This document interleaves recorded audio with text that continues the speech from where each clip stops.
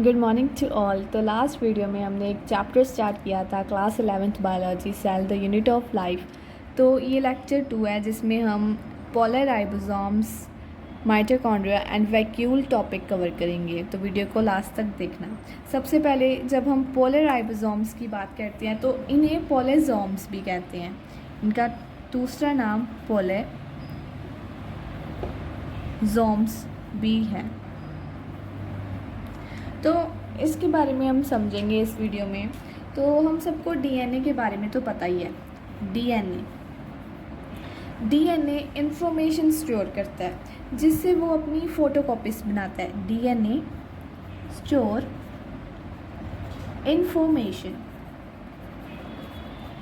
Information store करता है जिससे वो अपनी फोटोकॉपीज बनाता है। फोटोकॉपी बनाता है। जो डीएनए अपनी फ़ोटोकॉपी बनाता है उसे हम आरएनए कहते हैं। ठीक है, आरएनए क्या है? Copy of DNA. आरएनए को मैं कह सकती हूँ RNA is copy of DNA, because DNA ने अपनी फ़ोटोकॉपी करके आरएनए बनाया है। तो इस प्रोसेस को हम ट्रांसक्रिप्शन कहते हैं। इस प्रोसेस को हम ट्रांसक्रिप्शन कहते हैं। ऑलराइट, तो हमारा आरएनए है। आरएनए पर जब राइबोसोम अटैच हो जाता है, मान लीजिए जो हमारा आरएनए है, आरएनए पर राइबोसोम अटैच हो गया। राइबोसोम, जब आरएनए पर राइबोसोम अटैच हो जाए तो उसे हम एमआरएनए कहते हैं। वो एमआरएनए बन जाता है। डीएनए की फ़ोटोकॉपी से आरएनए बना, आरएनए पर राइबोसोम अटैच हुआ तो एमआरएनए बन गया। ठीक है, जो एमआरएनए है वो क्या करता है? वो सिंथेसिस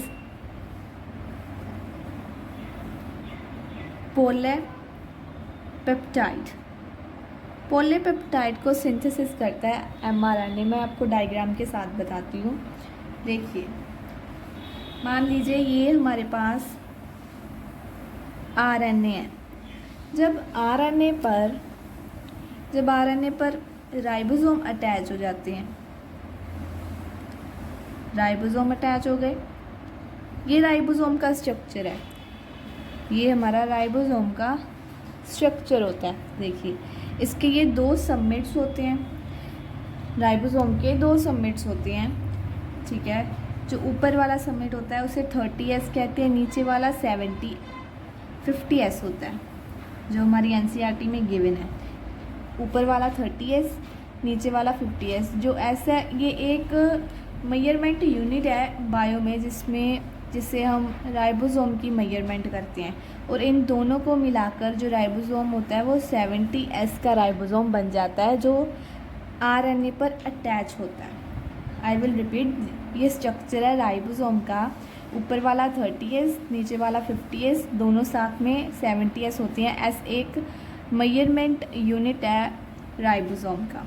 तो जो राइबोसोम आरएनए पर अटैच हो गए तो ये एमआरएनए बन गया।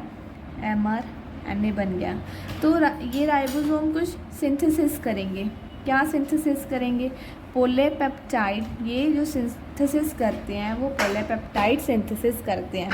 और जो इम्पोर्टेंट चीज़ एनसीईआरटी में है राइबोसोम के बारे में, इसका साइज़ 15 से 20 नैनोमीटर होता है, जो हमारा एमसीक्यू में आना 100% पक्का होता है। ये आपको पता होना चाहिए। तो राइबोसोम के बारे में और क्या बताया एनसीईआरटी में कि ये एक प्रोटीन फैक्ट्री है। Ribosomes are protein factory.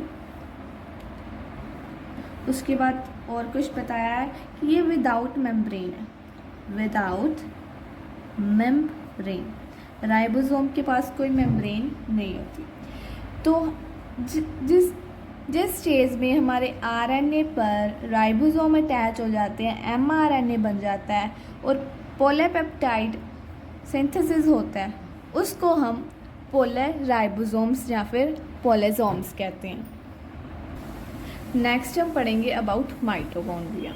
तो सबसे पहले माइटोकॉन्ड्रिया अवेलेबल किस में होता है? जितने भी हमारे पास यूकारियोटिक सेल्स होते हैं, यूकारियोटिक सेल्स, उनमें माइटोकॉन्ड्रिया प्रेजेंट होता है। तो एक बात सबने सुनी होगी कि mitochondria is known as the power house of the cell.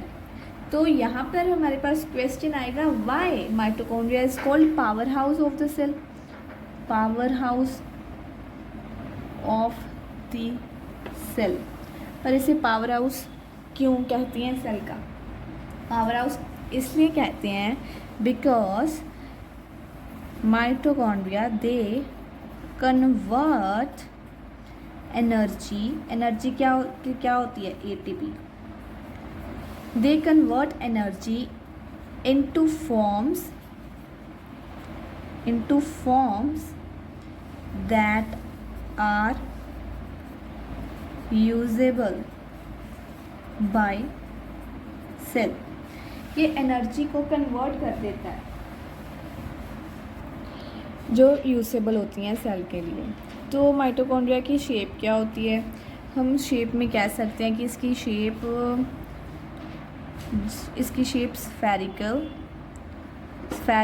To elongated ovals में होती है। स्फेरिकल या फिर इलोंगेटेड ओवल्स जैसी शेप जो है माइटोकॉन्ड्रिया की होती है। तो माइटोकॉन्ड्रिया कुछ ऐसा है, ये जो है स्फेरिकल शेप, ये कटेड है, ये कट किया हुआ है। ये शेप जो है ये माइटोकॉन्ड्रिया की शेप है। जब इसे बीच से काट दिया तो एक ये वाली लेयर है, एक ये मेम्ब्रेन है और एक इसके अंदर मेम्ब्रेन है कुछ। तो इसकी दो मेम्ब्रेन है, एक इनर मेम्ब्रेन, एक आउटर मेम्ब्रेन। इसके अंदर जो गोल्डन कलर का सब्सटेंस देख रहे हो इसे हम मैट्रिक्स कहते हैं। और जो कर्व्स यहाँ आपको कर्व्स दिख रहे होंगे इसके अंदर, ये कर्व्स को हम क्रिस्टी कहते हैं। जो हमारे पास आउटर मेम्ब्रेन है ये स्मॉल इन साइज़ है as compared to inner membrane. इस फोल्ड्स को हम अगर खोल दें तो वो कितने लंबे हो जाएंगे as compared to outer membranes. तो इसका साइज़ आउटर मेम्ब्रेन का स्मॉल होता है और आउटर मेम्ब्रेन जो होती है वो स्मूथ होती है।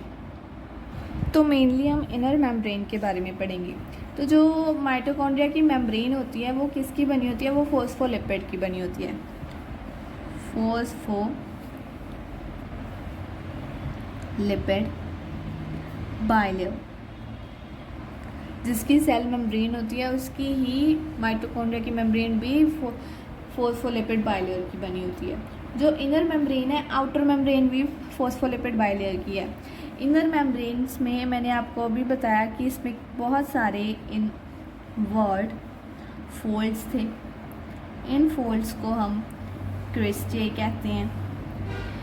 इसका साइज बिग होता है as compared to outer membrane.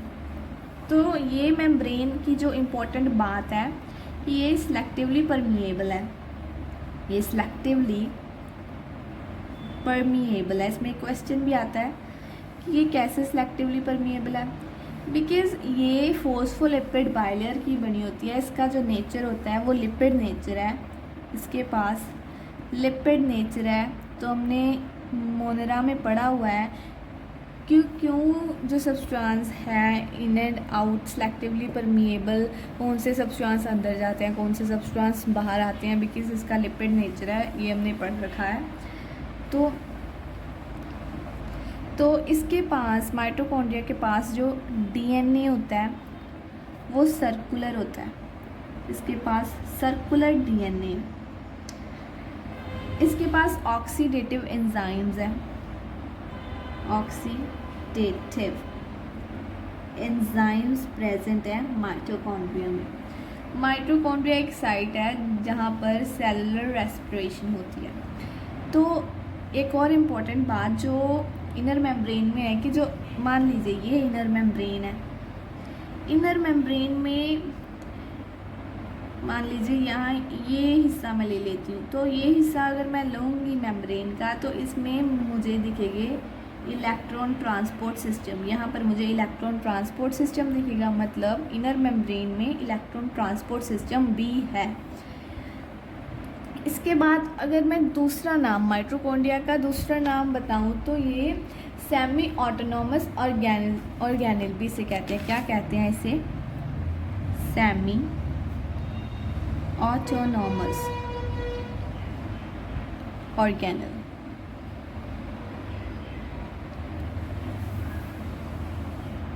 और माइटोकॉन्ड्रिया में जो राइबोसोम्स प्रेजेंट होते हैं वो 70S के राइबोसोम्स प्रेजेंट होते हैं, जो मैंने अभी आपको राइबोसोम्स के बारे में बताया। इसके बाद हम वैक्यूल पढ़ते हैं। अगर वैक्यूल्स के बारे में बताऊं तो ये मेम्ब्रेन बाउंड स्ट्रक्चर होती हैं। ये मेम्ब्रेन बाउंड स्ट्रक्चर होते हैं। तो 3 टाइप्स के जो वैक्यूल्स के बारे में हम पढ़ेंगे। एक तो है कॉन्ट्रैक्टाइल,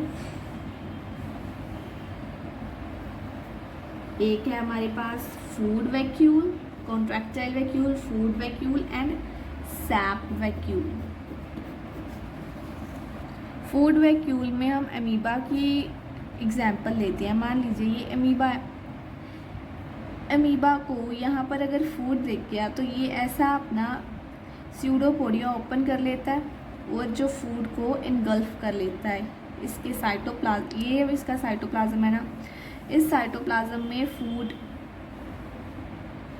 यहाँ मान लीजिए फूड आ गया तो ये फूड वैक्यूल बन जाता है। इस वैक्यूल में फूड आ गया, ये वैक्यूल अभी इस फूड को डाइजेस्ट कर लेता है। अगर मैं कॉन्ट्रैक्टाइल वैक्यूल की बात करूं तो इसमें भी अमीबा एक एग्जाम्पल है। मान लीजिए सेल के अंदर बहुत सारा वाटर हो गया, तो वाटर रेगुलेशन को कंट्रोल करने के लिए सेल के अंदर कॉन्ट्रैक्टाइल वैक्यूल होते हैं। ये क्या करते हैं? Osmo regulation. मान लीजिए बहुत सारा साइटोप्लाज्म के अंदर सॉल्ट होता है, तो बहुत सारा पानी ऑस्मोसिस के थ्रू सेल के अंदर आ जाता है। तो उस सॉल्ट और वाटर को कंट्रोल करने के लिए सेल के अंदर कॉन्ट्रैक्टाइल वैक्यूल होते हैं। लास्टली सैप वैक्यूल, ये प्लांट्स में होते हैं। ये प्लांट्स की शेप को मेंटेन करते हैं। सैप वैक्यूल प्लांट्स में 90% वॉल्यूम ऑक्यूपाइड करते हैं। 90% प्लांट्स में सैप वैक्यूल ही होते हैं। तो ये शेप मेंटेन करते हैं कैसे? देखिए ये स्वेल कर जाता है, जब ये स्वेल करता है तो प्लांट की शेप मेंटेन होती है। जब ये श्रिंक हो जाता है तो प्लांट की सेल की शेप जो होती है वो मेंटेन नहीं रहती। So thank you. वीडियो को लाइक कर देना, चैनल को सब्सक्राइब कर देना। अब हम बाकी टॉपिक्स नेक्स्ट वीडियो में कंप्लीट करेंगे।